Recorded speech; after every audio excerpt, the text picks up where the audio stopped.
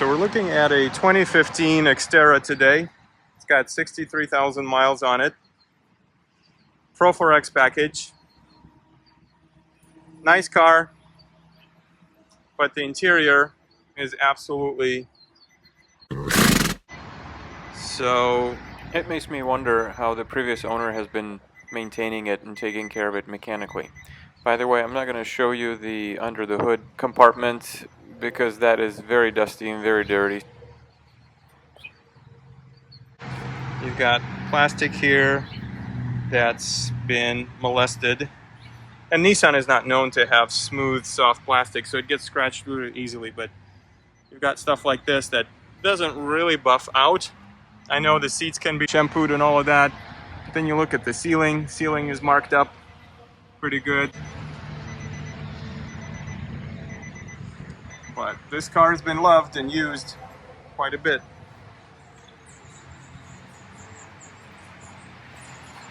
The lid here is pretty scratched up, and then there's this scratch galore here. I mean, I know this is where people load stuff, but having a nice rubber mat would have protected this.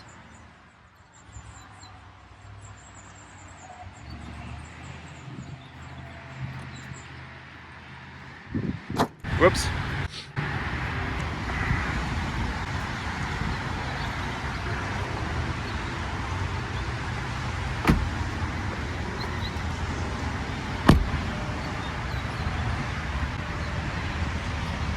Just doing a quick walk around.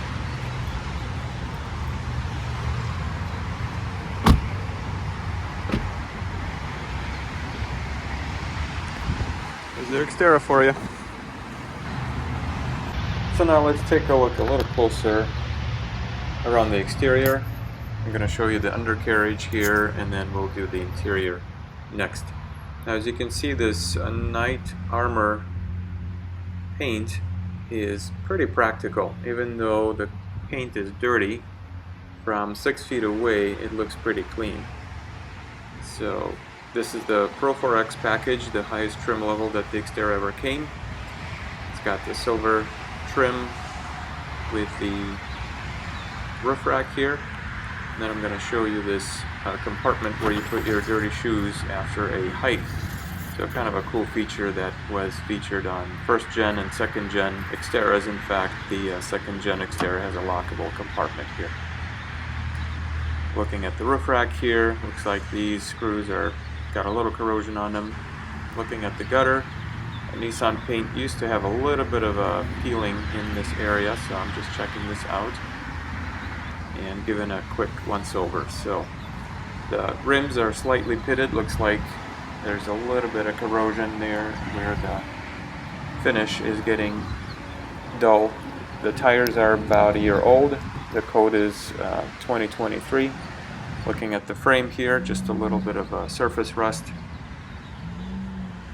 Not too bad overall. There's no rust on the body. You can see some corrosion on the step sides.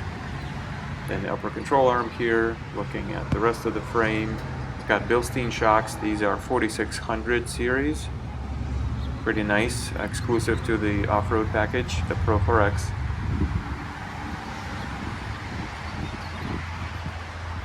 And looking at the front end here.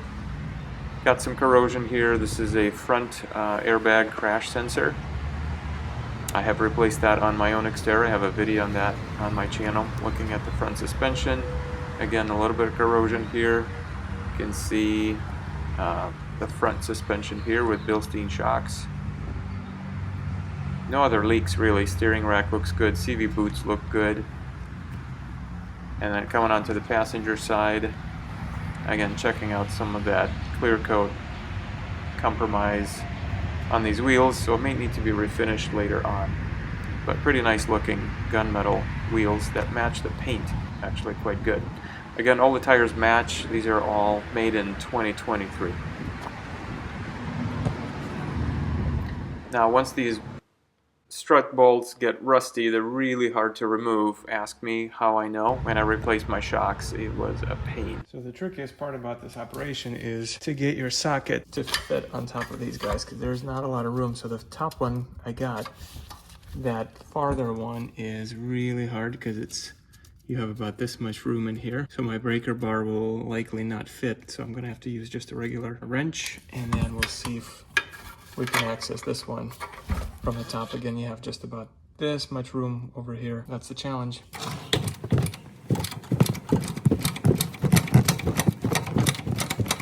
So make sure you lubricate it with some type of a penetrant at least a day before you start the work. Here's the frame on the passenger side. Again, the body mount here, some surface rust. Looking at the exhaust here, that's got some corrosion. These bolts are not coming out on their own. If you have to replace catalytic converters, they need to be cut off, I'm sure. Here's the transmission casing.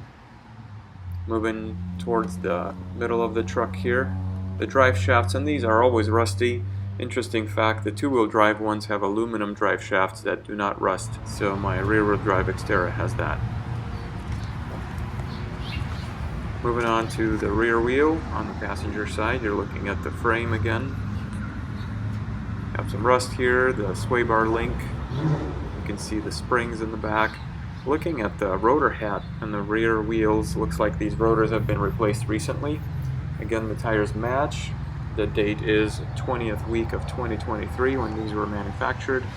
Moving on behind the rear bumper, a little bit of corrosion, not too bad. A little bit of corrosion on the spare tire. That also is a matching one, but no corrosion on the body. Look at the exhaust, the rear end. Look at the rear differential cover. Looks like that has been redone because it looks brand spanking new. So maybe had a leak in that area. Looks like it's gotten resealed and then resprayed, unless somebody just really sanded it down and resprayed it so it looks good. Some corrosion on the rear leaves. For those of you living in the South, I'm sure that's not acceptable for you, but most Midwesterners will accept that just fine. This is a Wisconsin truck. So let's look at the interior now. Now, mind you, this has not been detailed. This is how the previous owner must have traded it in. And I got to see the truck right away because I really was considering buying it. So I wanted to see it as soon as it became available before somebody else snatched that up. Looking at the miles, 63,697. Not bad for 2015. And it gives you the average gas mileage just over 18 miles a gallon. Checking out the manual transmission. Very smooth. Unfortunately, I've lost the footage of my actual driving the truck, but trust me, it drives real smooth. 63,000 miles, drives like new. And I really like that 6-speed.